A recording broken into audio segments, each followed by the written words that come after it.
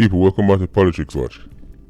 Now, Clarendon is back in the spotlight again, because now we're hearing that on Thursday morning, a group of men in full ballistic vests and police attire kicked down the door of a 15-year-old very technical high student, right? And them go film at the early hours of the morning, and as you can imagine, that young man is no longer with us.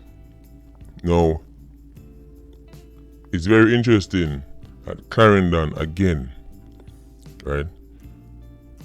We're hearing another story of men who have ballistic vests and operate and behave like law enforcement, carrying out these kind of activities, right? Now, I'm not saying a ballistic vest is the hardest thing in the world to get, but them definitely not sell a shop where everybody can go get one, right?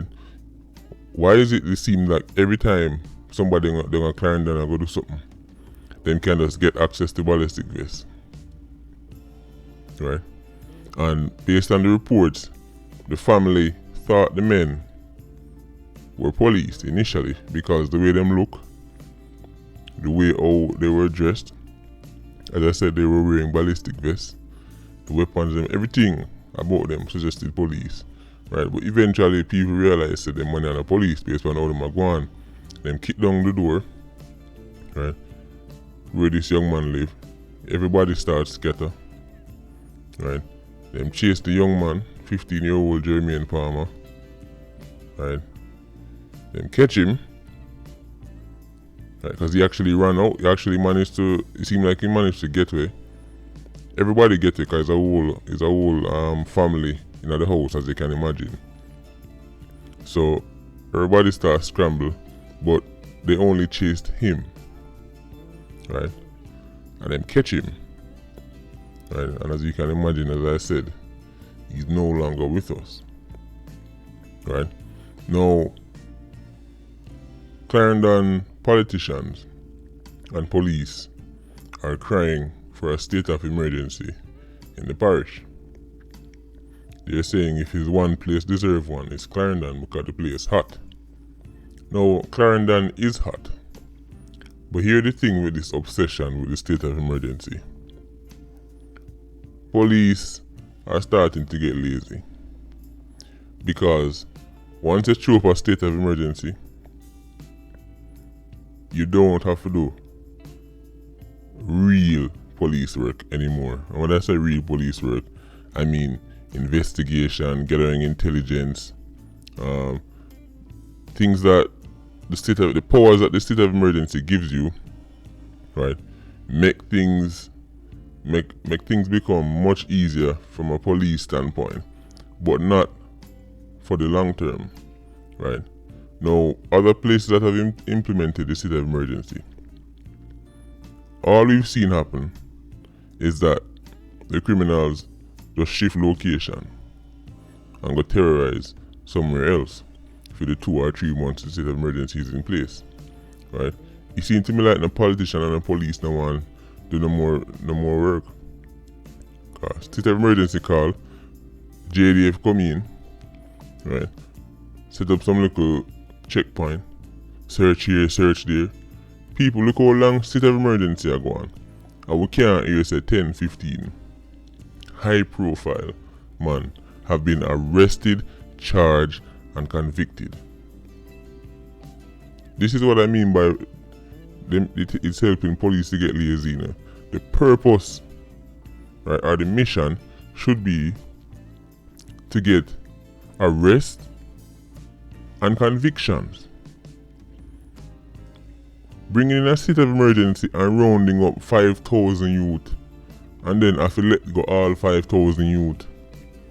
What is the point of that? They don't want no more police work. They need to find how are these men getting access to so many ballistic vests?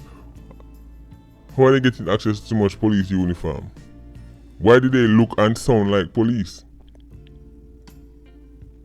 These are the questions they need to be asking. These are the investigations that need to take place. Them just want to throw up a state of emergency, right? So them can just round up people as them feel, and then them have to let them go. right? Because maybe I'm wrong, but if somebody can give me just five people, of all the wanted men in Jamaica, of all the unsolved cases in Jamaica, from the state of emergency, has there been 5 men who've been arrested, charged, and convicted from it? Maybe there are, and I don't know. I'm willing to learn. Because this is a trend we're seeing now. As soon as politicians and the local police force in my area decides to boy them can't manage the work, all of a sudden them ball out, bring state of emergency. People, this is not how a state of emergency works. Right? As I said in the other video, I had to delete because the audio was so low. Right? Based on the incident that happened in St. James under the state of emergency. These criminals have figured out how to get around the Zozo, right, and the SOE. They've adapted. Them learn all the different checkpoints. Them know say, okay, between this time and that time, patrol go on. Okay, you have one checkpoint there, so one checkpoint there. So what do you think gonna happen? You think they're going to be traveling in a car with all them illegal weapons on them? If you come stop them and search them? No. They know you're only here for 3 months, so them stash what them want stash. Right, and lay low till 3 months done. Or them just move somewhere else. Go mash up on next parish. Right? That's all that happens. I'm tired of seeing these lazy policemen who make much money and one time from the taxpayer ball out. We need state of emergency. No, you need for work. That's what you need to do. You need to do some police work. They might get too lazy now. But what's gonna happen? All 14 parishes are gonna be in a state of emergency? Is that what's going to happen now? Right, because that's where we're heading. All 14 parish. This thing is getting out of hand now. If we were securing convictions and we were seizing hundreds of firearms and we say, yes, okay, we're seeing results.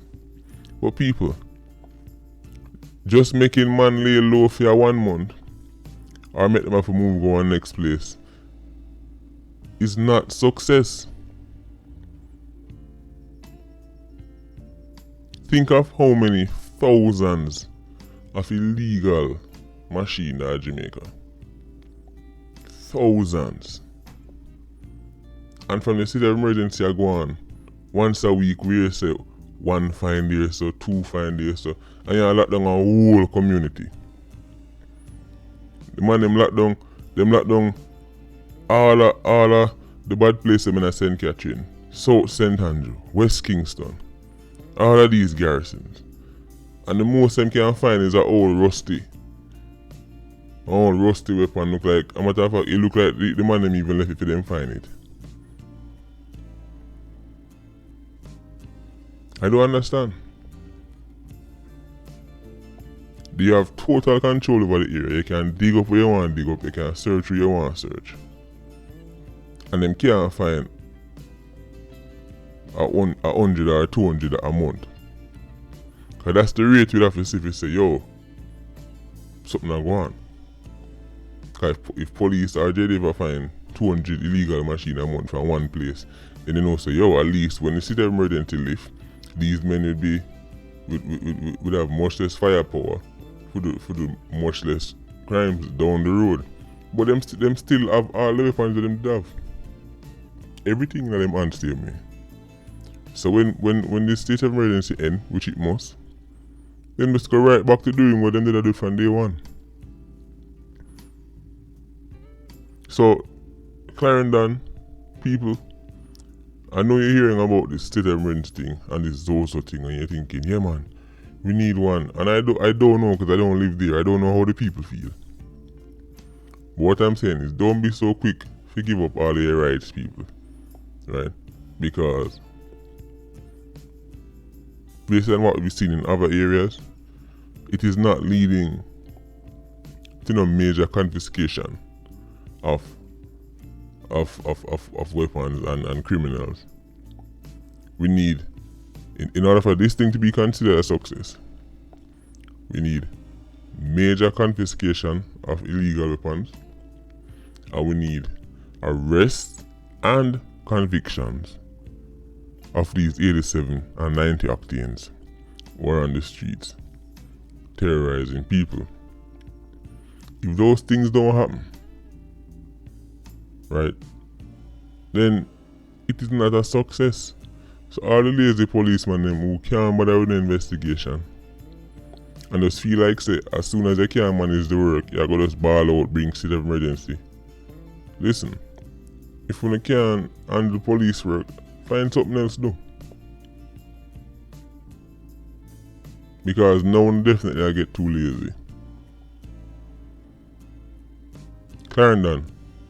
People from, if anybody listen to me from Clarendon, tell me what's going on there. I really like to know, what is the mood? Do the people themselves from Clarendon want a state of emergency? Or is it just the police are ball for one?